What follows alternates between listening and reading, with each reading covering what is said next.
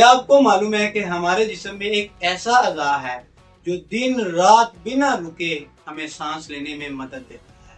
अगर आपके फेफड़े कमजोर हो रहे हैं या वो खराब हो रहे तो आपको चंद अलामात नजर आएंगी, जिसमें आपके सीने में जकड़न और भारीपन महसूस होगा, सांस लेने में मसला होगा, बलगम आएगी। अगर बलगम में खून आएगा या आपको लगता है कि आप सांस लेते हो तो आपके गले में से सीटी की आवाज आ रही है, ये भी फेफड़े खराब होने की अलामत है।